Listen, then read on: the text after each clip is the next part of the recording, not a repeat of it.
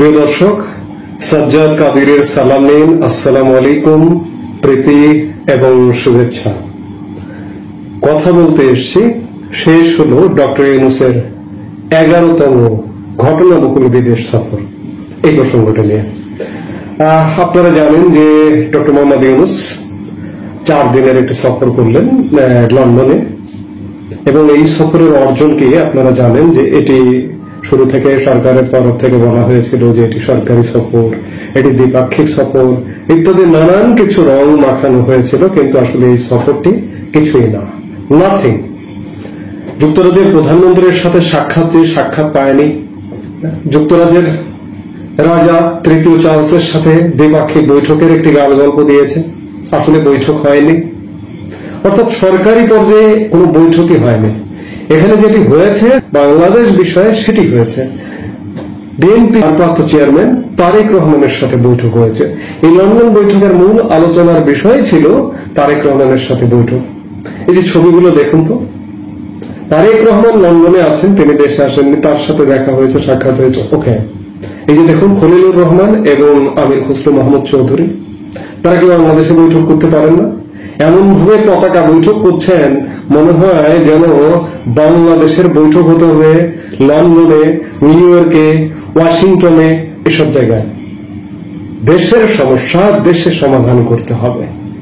Doctor Mohammad ইউনূসের একটি ব্যর্থ সফর, 11তম সফর, 11টি সফর করলেন। আপনারা জানেন, আমি একটু সফরগুলো রিভিউ করতে চাই। ডক্টর ইউনূস সফর করেছেন আমেরিকা, আজারবাইজান, মিশর, সুইজারল্যান্ড, সংযুক্ত আরব আমিরাত, চীন, থাইল্যান্ড, কাতার, ভ্যাটিকান সিটি, জাপান এবং সর্বশেষ যুক্তরাজ্য সফর তিনি শেষ করলেন। খরচ হয়েছে বিপুল খরচ, যুক্তরাজ্য সহ প্রায় 300 কোটি টাকার একটা খরচ, এবং ব্যয় হয়েছে 70 দিনের বেশি, 73-74 দিনের মতো সময় অতিবাহিত হয়েছে। কিন্তু সরকার ক্ষমতায় আছে 300 দিন, 300 দিনের কিছু বেশি। 300 দিনের মধ্যে 70-75 দিন দেশের বাইরে, অর্থাৎ 25% দেশের বাইরে। মজার বিষয় হলো, এই 11টি সফরের কোন দেশ তাকে আমন্ত্রণ জানায়নি। সবগুলো সফরই মূলত বিভিন্ন আন্তর্জাতিক সংস্থার সম্মেলনে যোগদান, এবং যুক্তরাজ্য সফরটিও একটা তথাকথিত বিতর্কিত, নানান বিতর্কের মাধ্যমে প্রিন্স চার্লস হারমোনি অ্যাওয়ার্ড নেবার নামে একটা বিশাল বাহিনী সহ প্রফেসর ইউনূস যুক্তরাজ্যে গমন করেছেন। লন্ডনের বিলাসবহুল হোটেল ডাচেস্টারের 37টি রুম 4 দিনের জন্য বুক করা হয়েছিল। এমন নানা ঘটনাবহুল বিশাল টিম নিয়ে গেছেন ডক্টর মোহাম্মদ ইউনূস। এটি একটা ব্যক্তিগত সফর, এটি একটা মধুর জন্মিনার সফর যদি বলেন। বাংলাদেশের আসলে কোনো লাভ হচ্ছে না, বাংলাদেশ ভুগছে। আপনি চিন্তা করুন, বাংলাদেশ এই মুহূর্তে হাজারো সমস্যায় জর্জরিত। সেখানে 300 দিনের কর্মদিবসের মধ্যে 25% এদেশের সরকার প্রধান বিদেশে কাটিয়ে দেয়, 300 কোটি টাকা খরচ করে। অথচ বাংলাদেশ এই মুহূর্তে নানা অনিশ্চয়তার দোলাচলে দুলছে। তারেক রহমানের সাথে বৈঠক করা মানেই কি বাংলাদেশের সব সমস্যার সমাধান হয়ে যাওয়া? তারেক রহমান কতটুকু প্রতিনিধিত্ব? ধরুন দেশের 30 বা 40% মানুষের প্রতিনিধিত্ব। আমরা তো এর আগেও নিরপেক্ষ, নির্দলীয়, তত্ত্বাবধায়ক সরকার দেখেছি। 111-এর সরকার আমরা দেখেছি না? 111-এর সরকার এই সরকারের থেকে অনেক শক্তিশালী সরকার ছিল, এবং সেই সরকারের কর্তা ব্যক্তিরা আজকে কোথায়? আজকে কিন্তু তারা দেশে নেই, তারা দেশে থাকতে পারেন না, প্রবাসী জীবনযাপন বেছে নিয়েছেন। মঈনুল আহমেদ সেই সময়ের সেনা প্রধান, সেই সময়ের সরকার প্রধান ফখরুদ্দিন আহমেদ কোথায়? সেই যে নির্বাচন করে দিয়ে দেশ ছেড়েছেন, আর কিন্তু দেশে আসতে পারেননি। সেই সরকারটি সব দলকে সমানভাবে বিবেচনা করত, করে অবশেষে একটি নির্বাচন করে দিয়ে গেছে। কিন্তু আজকে যে সরকারটি আছে, সেই সরকারটি বিএনপি জামাত নিয়ে ব্যস্ত, কিন্তু আরেকটি বাংলাদেশের বিপুল জনগোষ্ঠীর একটি রাজনৈতিক দল আওয়ামী লীগ এই সরকারটির কাছে এক প্রকার উপেক্ষিত। এই উপেক্ষার পরিণতি ভালো হবে না। যাই হোক, আমি সফর নিয়ে কথা বলছি, অন্য বিষয় নিয়ে নাই বা কথা বললাম। অবশেষে ডক্টর মোহাম্মদ ইউনূসের 11তম বিতর্কিত সফর শেষ হলো। এরপরেও বাংলাদেশের বিবেকবান মানুষ বলবেন যে ডক্টর মোহাম্মদ ইউনূস দীর্ঘদিন ক্ষমতায় থাকুক। কেউ কেউ বলেন 5 বছর। ঈদের মাঠেও আমরা শুনলাম ভাড়া করা লোকদের দিয়ে 5 বছর সরকার থাকবার কথা। এগুলো কি বলবেন? যদি বিবেক থেকে থাকে, আসলে বিবেক যদি বিক্রি হয়ে যায় তাহলে কিন্তু কিছুই করার থাকে না। বিবেক বিক্রেতা যারা, তারাই বলবেন। আমরা বলবো যে ডক্টর মোহাম্মদ ইউনূসের আর একদিনও ক্ষমতার মসনদে থাকা কোনো কারণ নেই। এই যে আমি সর্বশেষ যদি ব্যর্থতা দেখি, যে এই যে যুক্তরাজ্য সফর, এই যুক্তরাজ্য সফরের সীমাহীন ব্যর্থতা কাঁধে নিয়ে ডক্টর মোহাম্মদ ইউনূসের পদত্যাগ করে চলে যাওয়া উচিত, কিন্তু তিনি যাবেন না। বাংলাদেশের মানুষের ভাগ্যেরও খুব সহসা পরিবর্তন হবে না। বিএনপি প্রধান তারেক রহমানের সাথে বৈঠক হয়েছে, বৈঠকে নির্বাচনের সময়সীমা নির্ধারণ হয়েছে এক প্রকার। তারেক রহমানের জন্য কিছু ইতিবাচক ঘটনা ঘটেছে, কারণ আমরা খুশির খবর দেখলাম তাকে। যেটাই হোক না কেন, তিনি হয়তো দেশে আসবেন এমন আভাস পেয়েছেন। কিন্তু বাংলাদেশের কি হচ্ছে? বাংলাদেশের ঘোড়ার ডিম হচ্ছে। বাংলাদেশের সামনে শুধুমাত্র মূল্য ঝুলিয়ে দেওয়া হচ্ছে। বাংলাদেশের শেষ পরিণতি আসলে কি আছে এই মুহূর্তে প্রেডিকশন করাও একটা দুরূহ ব্যাপার। যাই হোক, ডক্টর মোহাম্মদ ইউনূস বিদেশে ব্যর্থ, দেশে ব্যর্থ, সর্বত্র ব্যর্থ। এই ব্যর্থ সরকারের বিদায় ছাড়া আর কোনো উপায় বা কোনো বাংলাদেশের মুক্তির কোনো উপায় নেই। যাই হোক, আমি আলাপ শেষ করতে চাই। আসসালামু আলাইকুম রহমতুল্লাহি ওয়া বারাকাতুহু। সম্মানিত দর্শক, 2025 সনের জুন মাসের 13 তারিখ লন্ডনের একটি হোটেলে বিএনপির ভারপ্রাপ্ত চেয়ারম্যান জনাব তারেক রহমান এবং বর্তমান অন্তর্বর্তীকালীন সরকারের মুখ্য ব্যক্তিত্ব ডক্টর মোহাম্মদ ইউনূসের মধ্যে যে বৈঠক হলো, একান্ত ঘরোয়া বৈঠক হলো, এই বৈঠকের ফলে আমরা যতটুকু জানতে পেরেছি এখন পর্যন্ত, আমি এই ভিডিও শুক্রবারই করছি, 13 তারিখই করছি, সেখানে সবাই যেটা আশা করেছিল বা আন্দাজ করেছিল সেটা হলো যে ডক্টর মোহাম্মদ ইউনূস বিএনপির চাপে জুন থেকে যেহেতু নেমে এপ্রিলে চলে এসেছেন, 2026 সনে তিনি রিটায়ারমেন্ট ছিলেন যে জুন মাসের 30 তারিখের মধ্যে তিনি নির্বাচন করবেন। তো জনরোষ বলেন, বিএনপির চাপ বলেন, পরিবেশ পরিস্থিতি বলেন, তিনি ঈদের আগে জাতির উদ্দেশ্যে যে ভাষণ দিয়েছেন সেই ভাষণে তিনি এপ্রিল মাসের মধ্যে নির্বাচন করার ব্যাপারে অঙ্গীকার করেছেন। তো এটা বিএনপির মধ্যে নিদারুণ নেতিবাচক প্রতিক্রিয়া তৈরি করেছে। এর কারণ হলো, আগে যেভাবে সরকার কথা বলতো অনেকটা ইনফিনিট টার্মে, নির্বাচন হতে পারে কম সংস্কার হলে ডিসেম্বরে, আর যদি বেশি সংস্কার হয় তাহলে ডিসেম্বর থেকে না হয়ে ডিসেম্বর থেকে জুনের মধ্যে। তো সেক্ষেত্রে জানুয়ারি মাসে হতে পারতো, ফেব্রুয়ারি মাসে হতে পারতো, উনি যেভাবে কথা বলেছেন একেবারে সর্বশেষ জুনের মধ্যে। কিন্তু যখন তিনি সেই সম্ভাবনাটাকে, অর্থাৎ ডিসেম্বর থেকে জুনের মধ্যে সম্ভাবনাটাকে একেবারে কনক্রিট 4 মাস পিছিয়ে নিয়ে, ডিসেম্বর থেকে 4 মাস পিছিয়ে নিয়ে এপ্রিল মাসে নিয়ে গেলেন, তখন বিএনপি মূল্য করলো যে এটা একটা ছলচাতুরি, এটা বিএনপিকে ঠকানোর একটা প্রচেষ্টা, এটা নির্বাচনকে বানচালার একটা প্রচেষ্টা, এবং ডিসেম্বরের মধ্যে নির্বাচন না হলে বিএনপি আর জীবনে ক্ষমতা আসতে পারবে না। ফলে ভীষণভাবে বিএনপি প্রতিক্রিয়া দেখালো এবং ডক্টর মোহাম্মদ ইউনূসের সেই বক্তব্যকে বলতে গেলে অনেকটা তারা বলার চেষ্টা করলো যে এটা একটা ধাপ্পাবাজি, অসৌজন্যমূলক বক্তব্য, ইত্যাদি ইত্যাদি নানা রকম। তেমনি ঈদুল আজহার আগে রাজনৈতিক পরিস্থিতি ভীষণ রকম উত্তাল ছিল। আপনারা জানেন যে সচিবালয়ে লাগাতার 1 মাস ধরে সেখানে যাকে বলা হয় অস্থিরতা চলছে, এটা এখন নিষ্পত্তি হয়নি। জাতীয় রাজস্ব বোর্ড, সেখানে অস্থিরতা চলছে এবং এখন পর্যন্ত নিষ্পত্তি হয়নি। ঢাকা দক্ষিণ সিটি কর্পোরেশনের মেয়র পদ নিয়ে বিএনপির সঙ্গে ডক্টর মোহাম্মদ ইউনূসের মতবিরোধ এখন পর্যন্ত নিষ্পত্তি হয়নি। তো এই সকল বিষয় নিয়ে পুরো বাংলাদেশ রীতিমতো অচল ছিল। এর বাইরে সেনাপ্রধানের সঙ্গে ডক্টর মোহাম্মদ ইউনূসের মনস্তাত্ত্বিক দূরত্ব, বঙ্গভবনের সঙ্গে যমুনার মনস্তাত্ত্বিক যুদ্ধ, ভারত এবং আমেরিকার বলয়ের মধ্যে টানাটানি, এবং করিডোর নিয়ে, তারপরে চট্টগ্রাম বন্দর নিয়ে যে সমস্যা, এর ফলে পুরো ঈদুল আজহার আগের যে সময়টি সারা বাংলাদেশ কার্যত অচল ছিল। No revenue, no work, no development, no loan, no nothing, মানে কোনো কর্মসংস্থান থেকে শুরু করে বাংলাদেশ কিছু না করে কেবলমাত্র দৈনিক 3 বেলা খাবার খাওয়া, প্রাকৃতিক কর্ম করা, এর মধ্যে মানুষ তার জীবন সীমাবদ্ধ রেখেছিল। আর শঙ্কা নিয়ে, আতঙ্ক নিয়ে, ভয় নিয়ে অপেক্ষা করছিল কখন না জানি কি ঘটে যায়। তারা একবার উত্তরপাড়ার দিকে তাকায়, একবার যমুনার দিকে তাকায়, একবার দক্ষিণ সিটি কর্পোরেশনের দিকে তাকায়, আর একবার এরশাকের দিকে তাকায়, আবার উপদেষ্টাদের দিকে তাকায়। আসলে এই জিনিসগুলো যখন চলছিল তখন ঈদের একটা লম্বা ছুটি, 10 দিন। তো এই 10 দিনের মধ্যে অনেক কিছু হতে পারত, অনেক কিছু হতে পারত। এর কারণ হলো যে মানুষ গ্রামে চলে গেছে, রাজধানী অনেকটা ফাঁকা। তো এই সময়টিতে মানে যেটা বাস্তব হওয়ার, সেটা মনস্তাত্ত্বিক বিষয়গুলো ছিল খুবই বিরক্তিকর। এবং সেই বিরক্তি কাটানোর জন্য ডক্টর মোহাম্মদ ইউনূস তিনি ইংল্যান্ড সফরে গেলেন। বলা হয়ে থাকে এটা পুরস্কার নেওয়ার জন্য, কিন্তু আমার কাছে মনে হয়েছে যে তিনি একটু নিঃশ্বাস নিতে চাচ্ছিলেন, লন্ডনের মাটিতে একটু নিঃশ্বাস নিতে চাচ্ছিলেন। তো সেখানে তিনি গেলেন।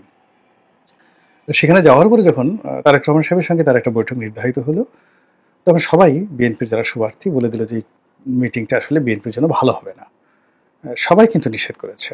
বিএনপির কারা এই বৈঠকের পক্ষে বলেছে আমি এটা বলতে পারবো না, কিন্তু আমরা যারা বিএনপির সমর্থক হিসেবে পরিচিত, তারপর আমাদের বাইরে যারা আছেন, দেশি বিদেশি যারা বিএনপিও করেন না কিন্তু একটা নিউট্রাল অবস্থানে থেকে রাজনীতির বিশ্লেষণ করেন, আর আওয়ামী লীগেরও কিছু লোকজন আছেন যারা এখন তাদের নিজেদের স্বার্থে আসলে বিএনপির পক্ষে বলেন, তারা সবাই বলেছেন যে তারেক রহমান সাহেবের সাথে ডক্টর মোহাম্মদ ইউনূসের যে বৈঠকটি, সেই বৈঠকটি আলটিমেটলি পুরোটাই ডক্টর মোহাম্মদ ইউনূসের পক্ষে যাবে। আর ওই বৈঠকে যে সিদ্ধান্তই আসুক না কেন, পুরো সিদ্ধান্তই বিএনপির বিপক্ষে যাবে, যদি বিএনপি ওনাকে বাধ্য করতে না পারে ওই বৈঠকে যে ডিসেম্বর মাসে নির্বাচন হবে। December means December. এর কারণ হলো মুখের কথা একবার বের হয়ে গেলে ওটা আর ফেরত আনা যায় না। বিএনপি মানে দুটো বিষয় নিয়ে এই মুহূর্তে লড়াই করছে। এক নম্বর হলো যে কোনো মূল্যে দক্ষিণ সিটি কর্পোরেশনের মেয়র পদটা তাদের পেতে হবে।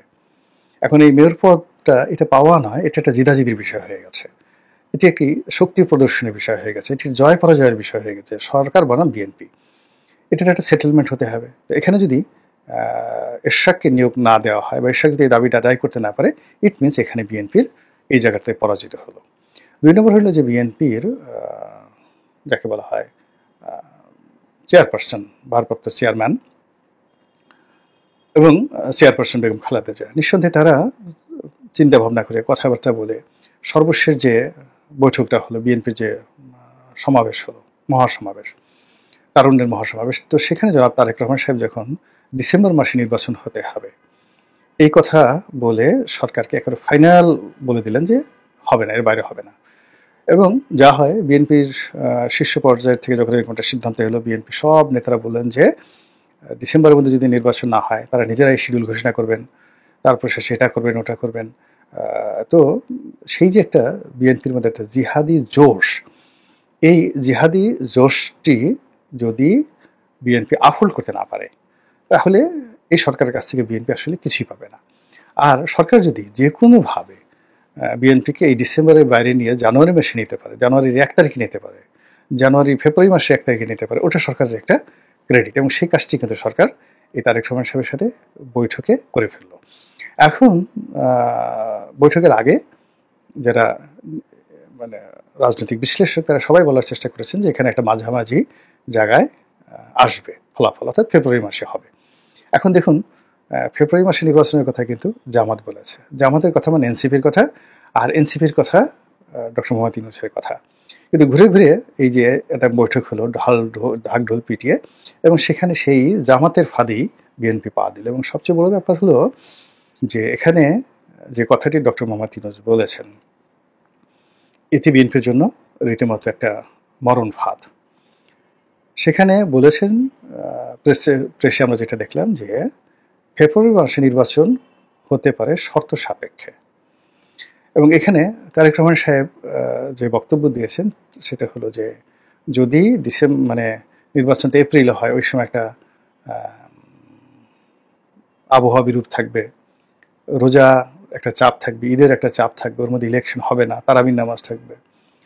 তো এটার উত্তরে ডক্টর মোহাম্মদ ইউনূস বলেছেন, হ্যাঁ তা তো বটেই, তা তো বটেই, ঠিক ঠিক ঠিক। এবং এই কথা শুনে বিএনপির লোক মহা খুশি যে হ্যাঁ, তারেক রহমান সাহেবের এই বক্তব্যে তিনি একমত প্রকাশ করেছেন।